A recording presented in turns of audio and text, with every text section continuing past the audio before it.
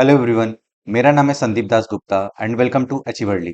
आज हम लोग एनसीईआरटी क्लास 9 इकोनॉमिक्स का चैप्टर 4 का पार्ट 4 शुरू करने जा रहे हैं और आज इसी के साथ हम लोग का एनसीईआरटी क्लास 9 इकोनॉमिक्स कंप्लीट हो जाएगा।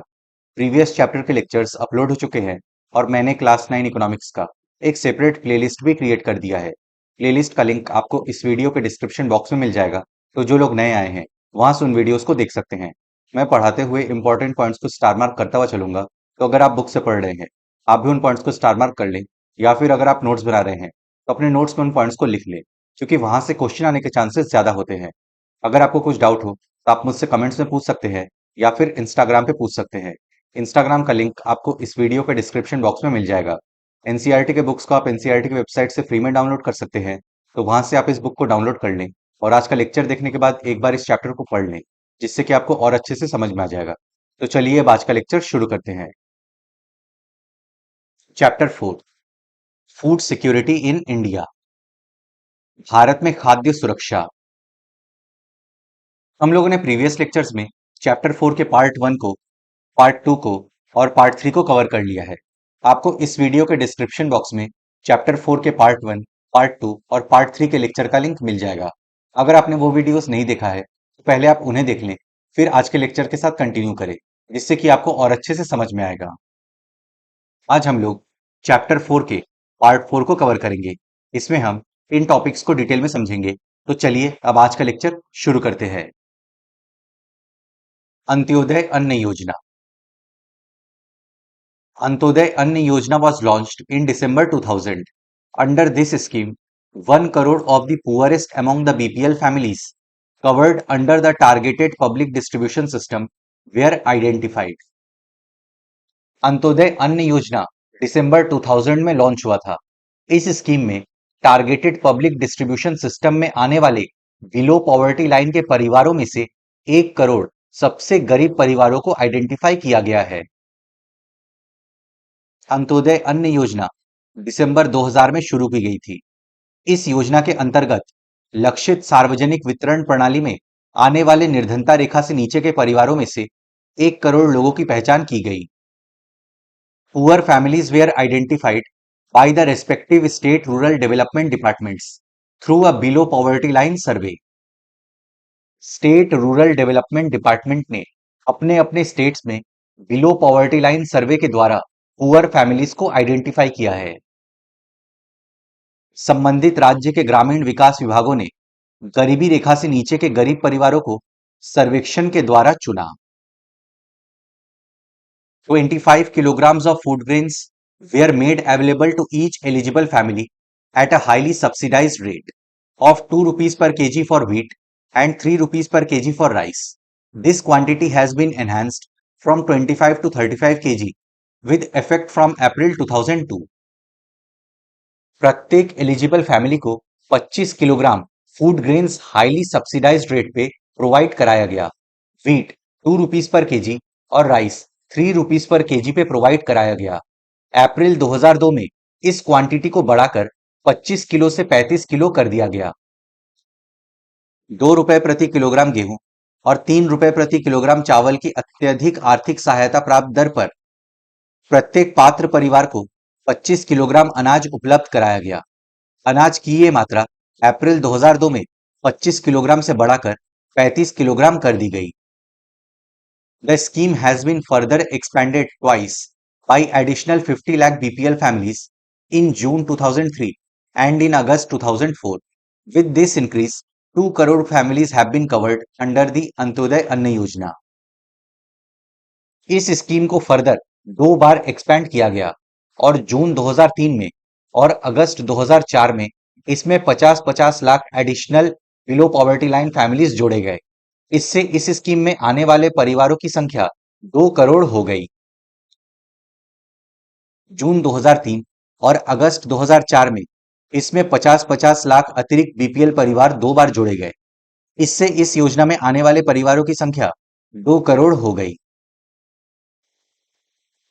Subsidy is a payment that a government makes to a producer to supplement the market price of a commodity.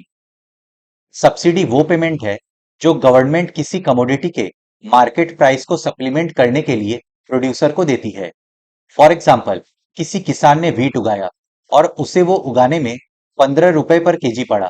अब वो किसान उस व्हीट को मार्केट में बेचना चाहता है, बट मार्केट प्राइस चल रहा है 18 रुपए पर केजी। ऐसे में किसान को बहुत कम प्रॉफिट होगा। तो गवर्नमेंट उस किसान से 25 रुपए पर केजी पे व्हीट खरीद लेती है। सहायकी वो भुगतान है जो सरकार द्वारा किसी उत्पादक को बाजार कीमत की अनुपूर्ति के लिए किया जाता है। Subsidies can keep consumer prices low while maintaining a higher income for domestic producers. Subsidies consumer prices को लो रख सकते हैं और डोमेस्टिक प्रोड्यूसर के इनकम को हाई रख सकते हैं। फॉर एग्जाम्पल, जैसे हमने अभी समझा कि गवर्नमेंट ने किसान से मार्केट प्राइस से ज्यादा कीमत पर अनाज खरीदा, जिससे किसान की इनकम थोड़ी ज्यादा हुई। अब गवर्नमेंट उसी अनाज को पब्लिक डिस्ट्रीब्यूशन सिस्टम के माध्यम से गरीब लोगों को 5 रुपए पर केजी में बेचेगी, जबकि वो अनाज मार्केट में हो सकता है 20 रुपए पर केजी में बिक रहा हो। तो यहाँ 15 रुपए का गवर्नमेंट ने सब्सिडी दिया, जिससे गरीब लोग अनाज अफोर्ड कर पाए। सहायकी से घरेलू उत्पादकों के लिए ऊंची आय कायम रखते हुए उपभोक्ता कीमतों को कम किया जा सकता है। अब हम लोग का नेक्स्ट टॉपिक है role of cooperatives in food security. सहकारी समितियों की खाद्य सुरक्षा में भूमिका। The cooperatives are also playing an important role in food security in India, specially in the southern and western parts of the country. Bharat में specially southern and western part में cooperative societies food security में एक important role play कर रहे हैं। Cooperatives का मतलब है एक जगह पे एक जैसा काम करने वाले लोगों ने मिलकर अपना एक ग्रुप बना लिया और फिर वो एज अ ग्रुप ऑपरेट कर रहे हैं। भारत में विशेषकर देश के दक्षिणी और पश्चिमी भागों में सहकारी समितियां भी खाद्य सुरक्षा में एक महत्वपूर्ण भूमिका निभा रही हैं। The cooperative societies set up shops to sell low priced goods to poor people. Cooperative societies गरीब लोगों को गुड्स कम कीमत पर बेचने के लिए दुकानें खोलते हैं। सहकारी समितियां निर्धन लोगों को खाद्यान्न की बिक्री के लिए कम कीमत वाली दुकानें खोलती हैं। For example, out of all fair price shops running in Tamil Nadu, around 94% are being run by the cooperatives. For example, Tamil Nadu में जितने भी फेयर प्राइस शॉप्स हैं, उसमें 94% fair price shops cooperative societies द्वारा चलाई जा रही हैं। उदाहरणार्थ, तमिलनाडु में जितनी राशन की दुकानें हैं, उनमें से करीब 94% सहकारी समितियों के माध्यम से चलाई जा रही हैं। In Delhi, Mother Dairy is making strides in provision of milk and vegetables to the consumers at controlled rate decided by government of Delhi. Delhi में गवर्नमेंट ऑफ दिल्ली ने मिल्क वेजिटेबल के लिए जो कंट्रोल्ड रेट डिसाइड किया है, उस रेट पे मिल्क वेजिटेबल कंज्यूमर्स को प्रोवाइड कराने में मदर डेयरी तेजी से प्रोग्रेस कर रही है। दिल्ली में मदर डेयरी उपभोक्ताओं को दिल्ली सरकार द्वारा निर्धारित नियंत्रित दरों पर दूध और सब्जियां उपलब्ध कराने में तेजी से प्रगति कर रही है। Amul is another success story of cooperatives in milk and milk products from Gujarat. It has brought about the white revolution in the country. Gujarat में मिल्क एंड मिल्क प्रोडक्ट्स में अमूल एक और सक्सेसफुल कोऑपरेटिव सोसाइटी का example है। अमूल ने देश में white revolution ला दिया था। गुजरात में दूध और दुग्ध उत्पादों में अमूल एक और सफल सहकारी समिति का उदाहरण है।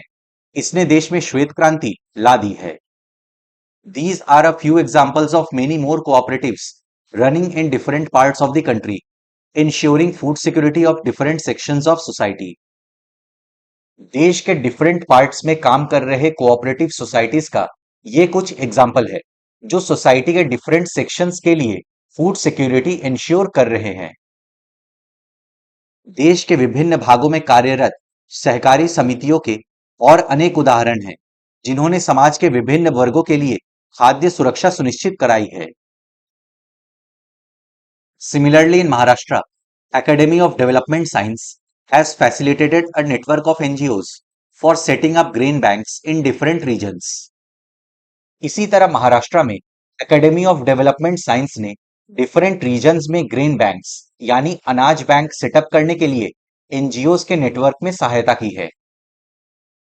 इसी तरह महाराष्ट्र में एकेडमी ऑफ डेवलपमेंट साइंस ने विभिन्न क्षेत्रों में अनाज बैंकों की स्थापना के लिए गैर सरकारी संगठनों के नेटवर्क में सहायता की है।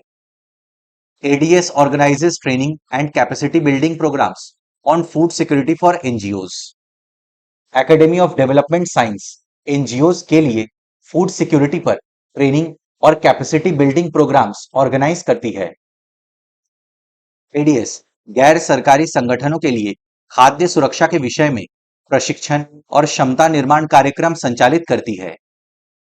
Grain banks are now slowly taking shape in different parts of Maharashtra. Grain banks slowly slowly Maharashtra के डिफरेंट रीजन्स में खुलते जा रहे हैं। अनाज बैंक अब धीरे धीरे महाराष्ट्र के विभिन्न भागों में खुलते जा रहे हैं। ADS efforts to set up grain banks to facilitate replication through other NGOs and to influence the government's policy on food security are thus paying rich dividends. ADS ने जो एफर्ट्स किए ग्रेन बैंक्स सेटअप करने में, NGOs की मदद की, food security पर government policies को इन्फ्लुएंस किया, अब उन एफर्ट्स का रिजल्ट हमें मिल रहा है। अनाज बैंकों की स्थापना गैर सरकारी संगठनों के माध्यम से उन्हें फैलाने और खाद्य सुरक्षा पर सरकार की नीति को प्रभावित करने में एडीएस की कोशिश रंग ला रही है। The ADS grain bank program is acknowledged as a successful and innovative food security intervention.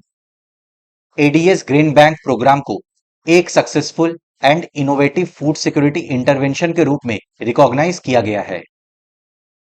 ADS अनाज बैंक कार्यक्रम को एक सफल और नए प्रकार के खाद्य सुरक्षा कार्यक्रम के रूप में स्वीकृति मिली है। समरी, सारांश। Food security of a nation is ensured if all of its citizens have enough nutritious food available, all persons have the capacity to buy food of acceptable quality, and there is no barrier on access to food.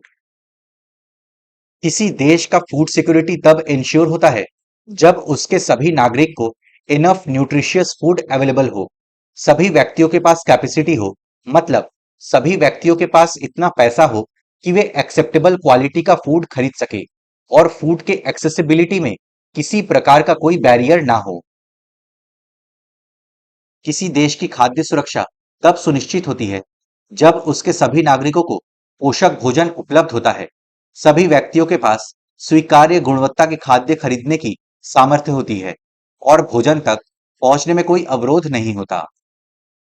The people living below the poverty line might be food insecure all the time, while better off people might also turn food insecure due to calamity or disaster. जो लोग poverty line के नीचे हैं, वे हर समय food insecure हो सकते हैं, but natural disaster या कैलेमिटी के समय संपन्न लोग भी फूड इनसिक्योरिटी फेस कर सकते हैं।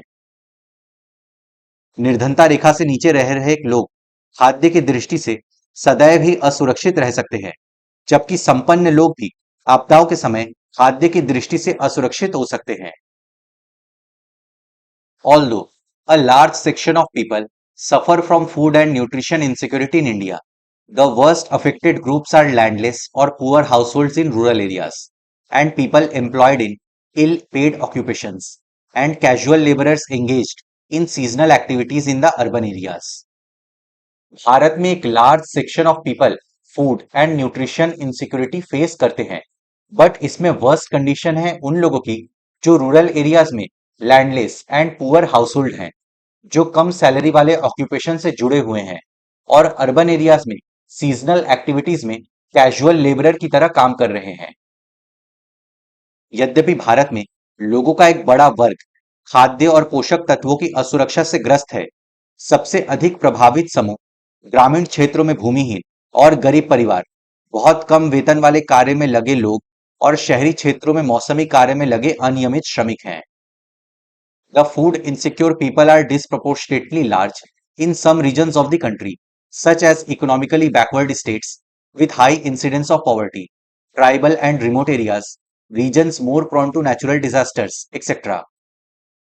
भारत में इकोनॉमिकली बैकवर्ड स्टेट्स जहां पॉवर्टी ज्यादा है, tribal and remote areas, natural disaster से प्रभावित होने वाले रीजन्स एक्सेट्रा में फूड इनसिक्योरिटी से ग्रस्त लोगों की संख्या बहुत ज्यादा है।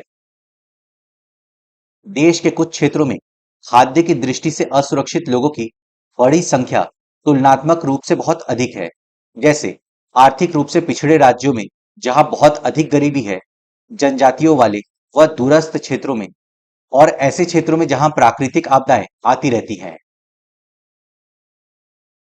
To ensure availability of food to all sections of the society, the Indian government carefully designed food security system, which is composed of two components: A. Buffer stock and B. Public distribution system. Indian government ने food grains की availability को ensure करने के लिए food security system को carefully design किया है। इस सिस्टम के दो कंपोनेंट है, पहला है बफर स्टॉक और दूसरा है पब्लिक डिस्ट्रीब्यूशन सिस्टम।